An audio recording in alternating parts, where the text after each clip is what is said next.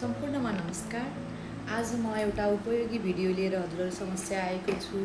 सधैँ त हामी नाचियो गाइयो सबै कुराहरू चाहिँ फेसबुकमा सेयर गरियो, रिल्स बनाइयो होइन। तर आज चाहिँ मैले छुट्टै प्रकारको एउटा उपयोगी भिडियो लिएर आएको छु। अन्तिमसम्म हेरेर साथ दिनुहोला।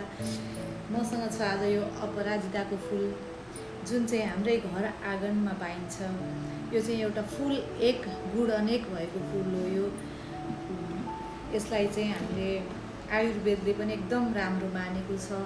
यो चाहिँ अपराजिताको यो फुल तातो पानीमा राख्ने, हामीले मसँग तातो पानी मैले पहिल्यै तयार गरेर राखेको छु। यसमा 3टा फुल यसरी भिजाएर डुबाएर राख्ने, भिजाएर भन्दा पनि डुबाएर राख्ने।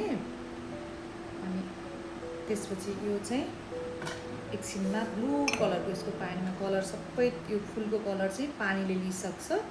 त्यसपछि एकछिनपछि हामीले यो फुललाई झिकेर बाहिर राख्ने र हामीले दैनिक यो पिउने गऱ्यो भने हाम्रो स्वास्थ्यलाई चाहिँ धेरै फाइदा पुग्छ।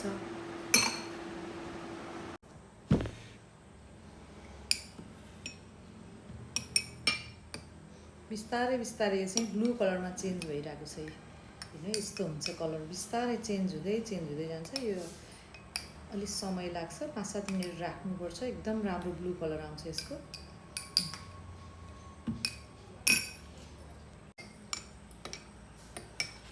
यसको कलरमा राम्रोसँग चेन्ज आइसकेको छ। अब यति निलो भइसकेपछि हामीले यो फुल चाहिँ झिकेर बाहिर राख्ने।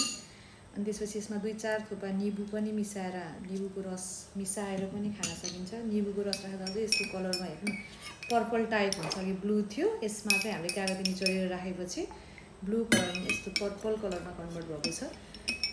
यो चाहिँ हामीले आफ्नै घरमा भएको फुललाई चाहिँ यसरी तातो पानीमा डुबाएर हामीले सेवन गर्दाखेरि चाहिँ डाइजेस्टिभ सिस्टम राम्रो हुनुको साथै यसले चाहिँ विभिन्न प्रकारका फाइदाहरू हाम्रो शरीरमा पुर्याउँछ। त्यसैले हजुरहरूले पनि आफ्नो बारीमा भएको फुल टिपेर यसरी उपयोग गर्न सक्नुहुन्छ।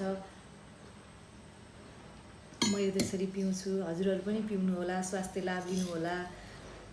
यो यस्तो हेर्नु, यो फ्रेस पनि युज गर्न सकिन्छ र यसलाई हामीसँग धेरै फुलेको छ भने यसरी सुकाएर यसलाई घाममा होइन, यो भित्र शीतलमा राखेर यसरी सुकाएर पनि हामीले युज गर्न सक्छौँ।